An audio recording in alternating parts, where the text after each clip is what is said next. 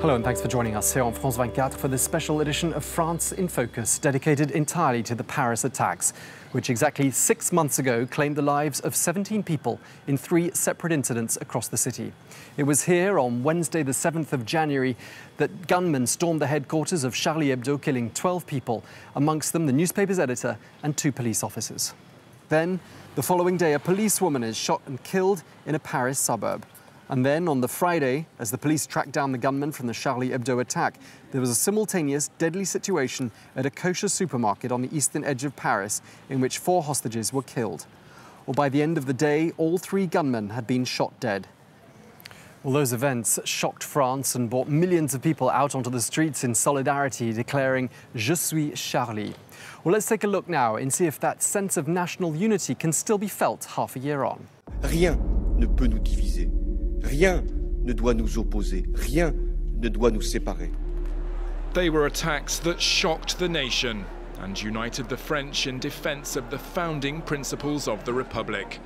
In the days after the Charlie Hebdo attacks, millions poured onto the streets in protest. But 6 months on, what's left of this national unity?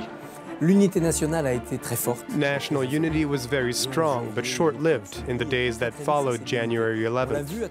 Then it all crumbled. This could be seen in several ways. First, in opinion polls. Very quickly, the popularity of leaders melted away. And in local elections, where parties were punished on their economic record and unemployment, while the spirit of Charlie Hebdo had vanished. And even if there have been other attacks and a climate of high alert since then, we haven't seen this national unity be rebuilt. It only lasts as long as the emotion does. If we want to rebuild it, it's down to the politicians.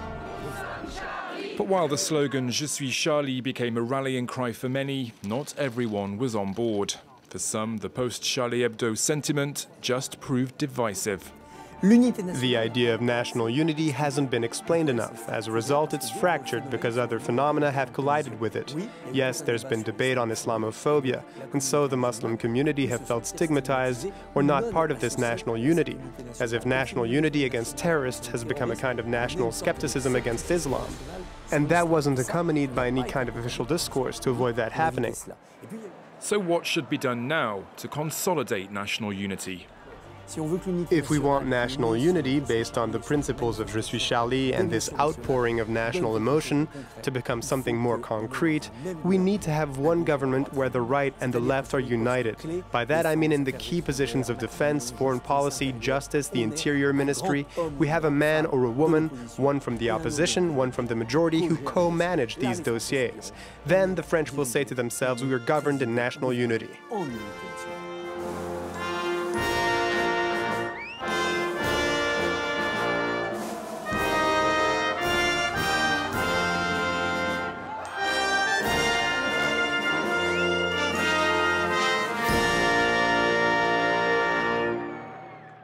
It was here, at this kosher supermarket on the eastern edge of Paris, that the gunman Amédi Coulibaly attacked the premises, taking staff and clients hostage. 4 people were killed. One of the police officers involved in the operation to free the hostages explains now in his own words how events unfolded here on Friday, the 9th of January. The shutter door wasn't yet fully open, but one lone officer had already stormed into the building between gunshots. This man, one of France's elite police, was the first to come face to face with Amédi Coulibaly. When he arrived at the grocery store 3 hours earlier, Antoine had almost no idea what was happening inside the shop. We knew there were about 20 hostages and 1 or possibly 2 armed men. We're told there's lots of movement inside, so accurate information now might not be accurate seconds later. The only thing Antoine and his colleagues were sure of was that their target would stop at nothing. I tried to ask myself as few questions as possible so as not to distress myself. This might sound crude, but it's like war. When you enter this sort of situation, it's either him or you. elite special forces have a strategy to deal with fear. We talk to each other about everything and nothing. Before the assault, we spoke about sports, but we don't talk about what we're really going to be able to do inside, or how we're going to do it, the who, what, where, whys. The signal to strike came. The unit leader dished out the tasks. Antoine was to be the first to enter, to clear a path for the others. I went in, he was in front of me, weapons in hand. He barely gave me time to get in before he started firing on me. During that time, I fired. I saw the hostages to my left. Some were on the floor, some were half standing, half lying down. I tried to neutralize the target and received a bullet to my shield. That's when I decided to move to my right. But all the supermarket tills were blocking my way, so I could not advance. The grocery store is now a battleground. Koulibaly fires, the SWAT team replies with bullets and grenades. Almost 200 shots fired in less than a minute. All of a sudden, I see Koulibaly coming out from one of the aisles, firing in my direction. My gaze met his, and I saw his determination. I was then hit by something and knocked down. But I got up quicker than I think I've ever got up in my life. I opened fire, but my weapon was jammed. But by that time, Koulibaly was overwhelmed by my colleagues, who were engaged in sustained fire from outside the building, and he fell to the ground. The terrorist was gunned down as he ran towards the police. The immediate danger subsided. You come out of your bubble a bit, and that's the moment you reflect on the work that's been done. You watch all the hostages coming out and you tell yourself they're safe and sound. If we don't go into these situations, who will? Nobody. Every special officer wants to be able to rescue hostages once in our lives.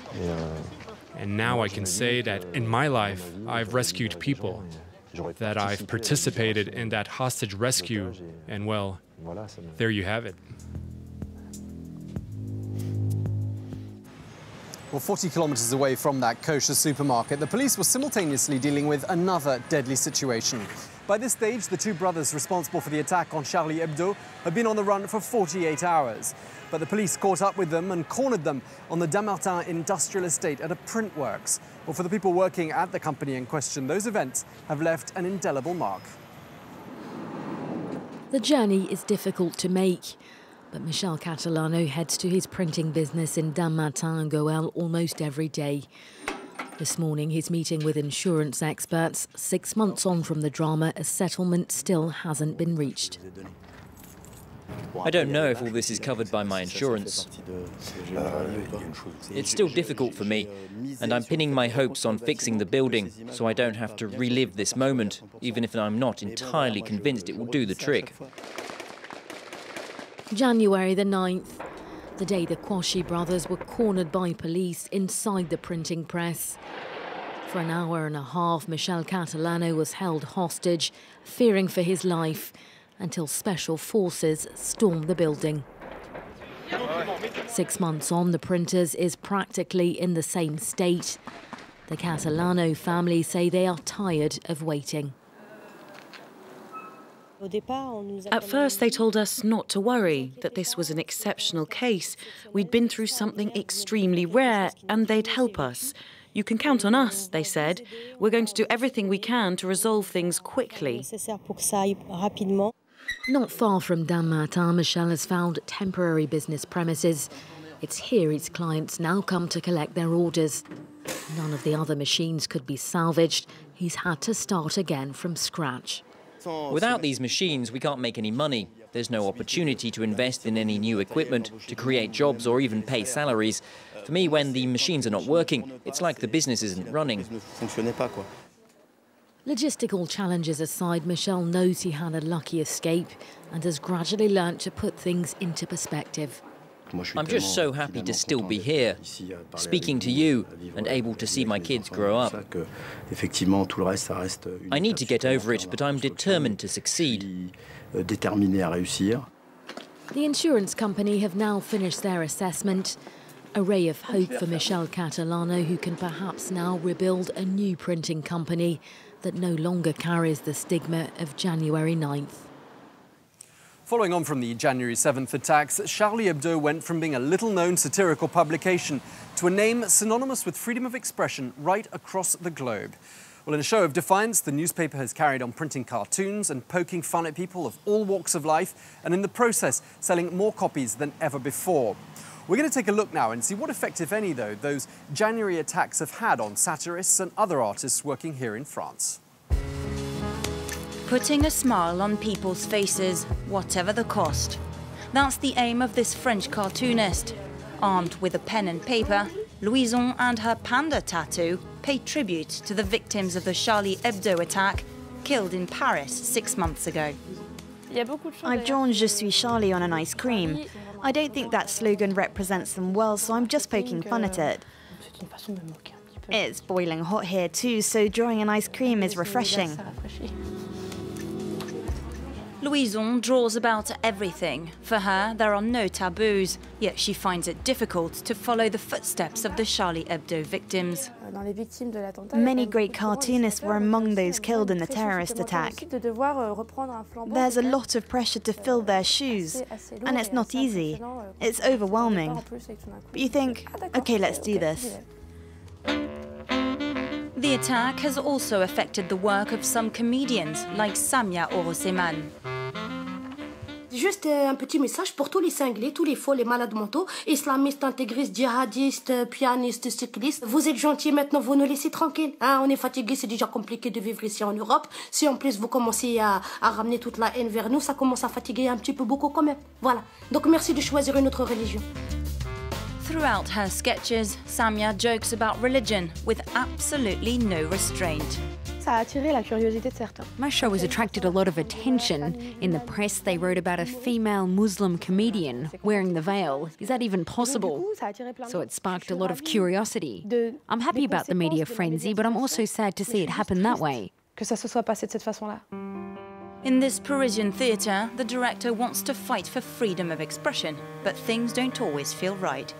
What worries me is that some people are using Charlie for their own interests. I always hear people saying, let's do this for Charlie, let's do this against Charlie, and I find some of that obscene. I've been asked to do a huge media show to mark the one-year anniversary of the tragedy, and I find that obscene. Instead, the theatre's set to mark the tragic anniversary behind closed doors to pay tribute to the cartoonists who died for their drawings. We end this special edition of France in Focus in the Place de la République, where 6 months on from the Paris attacks, people continue to come to pay their respects to the victims. Thank you for watching. Do stay tuned to France 24.